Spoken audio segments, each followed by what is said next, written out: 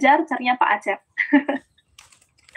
Iya. Dan komunitas guru belajar ini pun pernah disampaikan pula oleh Pak Menteri. Saya pernah menyimak sekilas tentang penyampaian tersebut, bahwa di kurikulum Merdeka ini khususnya ya Pak, karena tadi sempat membahas konteks membuat RPP begitu, memang tidak ada pelatihan misal dari dinas, itu kan biasanya pelatihannya mandiri ya tiap satuan pendidikan, dan memang tujuannya adalah membuat komunitas guru belajar.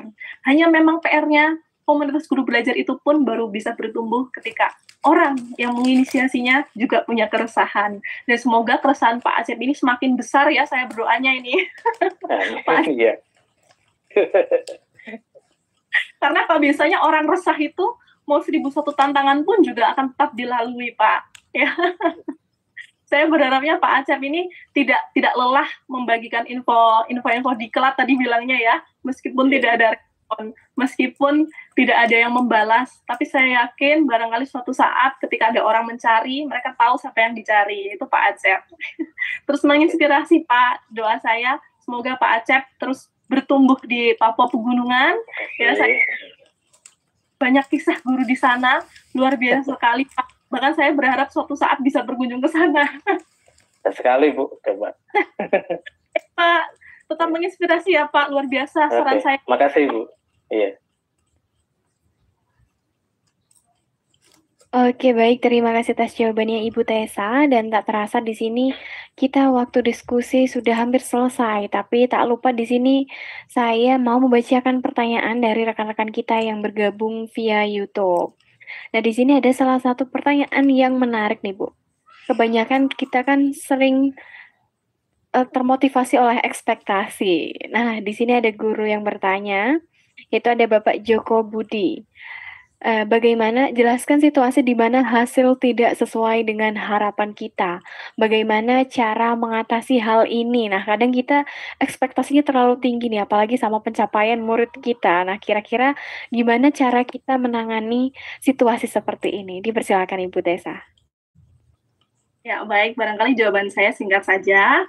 Barangkali yang perlu dipertanyakan adalah masing-masing pribadi kita. Sebenarnya dalam kita menjadi guru, apa yang menjadi value utama kita? Apakah berfokus pada proses ataupun pada hasil? Ketika kita berfokus pada hasil, maka barangkali pernyataan tadi menjadi sebuah kenyataan yang menyakitkan ya, Bapak. Barangkali ketika hasil mengkhianati usaha. Dan tentunya jika kita berbicara satuan pendidikan, kita melihat murid kita berproses, tidak hanya hasil. Barangkali bisa kita seimbangkan antara berbasis proses dan juga berbasis hasil.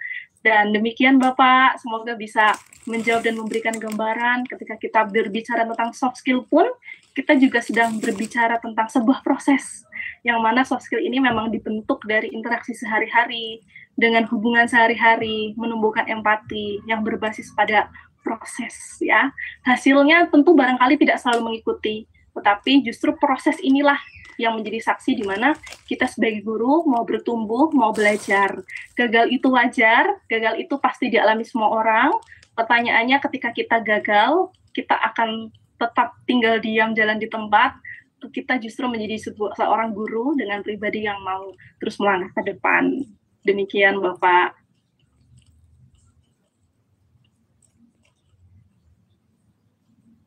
Oke, baik. Terima kasih atas jawabannya Ibu Tessa. Karena waktu terbatas, mohon maaf Bapak, Ibu guru hebat yang sudah mengirimkan pertanyaannya.